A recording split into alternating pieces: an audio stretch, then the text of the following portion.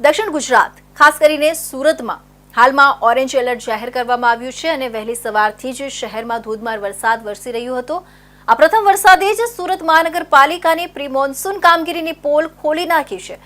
શહેરના અનેક નીચાણવાળા વિસ્તારોમાં જળ ભરાવની ગંભીર સમસ્યા સર્જાઈ છે, જેના કારણે સામાન્ય જનજીવન પર વિપરીત અસર પડી રહી છે। વરસાદી પાણીનો ભરાવો એટલો છે કે ઉત્તરાણ પોલીસ સ્ટેશન, તલાટી ઓફિસ, સરકારી શાળા અને આંગણવાડીની બહાર પણ પાણી ભરાઈ ગયા છે। આંગણવાડીની સંચાલિકા સુરેખાબેનના જણાવ્યા મુજબ દર વર્ષે આવી જ સમસ્યા થાય છે। અમે પાલિકાના કર્મચારીઓને ફરિયાદ કરીએ છીએ ત્યારે તેઓ અહીં આવીને કામ કરીને જતા હોય છે, પરંતુ થોડાક સમય બાદ ફરીથી જ્યારે વરસાદ થાય ત્યારે આ પરિસ્થિતિ ઉદ્ભવે છે। પાણી ભરાવાના કારણે નાના બાળકો આંગણવાડી આવી શક્યા નથી, જેના કારણે તેમને રજા આપી દેવામાં આવી છે। ઉત્તરાણ સાથે અઠવા પોલીસ મથકની બહાર પણ પાણી ભરાયા હોવાના દ્રશ્યો સામે આવ્યા છે। અઠવા પોલીસ મથક તરફ જતા માર્ગ પર પાણી ભરાવાને કારણે લોકોને ભારે હાલાકીનો સામનો કરવો પડી રહ્યો છે, કારણ કે ગટર મારફતે પાણીનો યોગ્ય નિકાલ થઈ રહ્યો નથી। અનેક વિસ્તારોમાં ડ્રેનેજના પાણી બેક મારતા પાણી ભરાવાની સ્થિતિ વધુ વણસી છે અને ગંદા પાણી પણ રસ્તાઓ પર ફરી વળ્યા છે।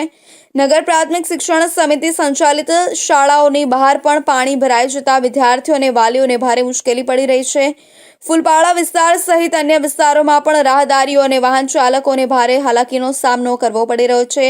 આ પરિસ્થિતિ સ્પષ્ટપણે દર્શાવે છે કે ચોમાસા પહેલાના કામોમાં ક્યાંક ઉણપ રહી ગઈ છે।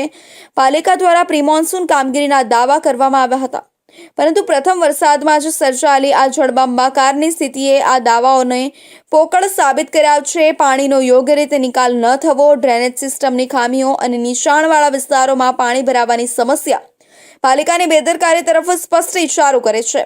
ચોમાસાની શરૂઆત સાથે જ સર્જાયેલી આ સ્થિતિએ તંત્રની નિષ્ક્રિયતાનો ખુલાસો કર્યો છે। પાલિકા દ્વારા વરસાદી પાણીના નિકાલ માટે યોગ્ય વ્યવસ્થા કરવામાં ન આવતા તેનો ભોગ સામાન્ય પ્રજા બની રહી છે।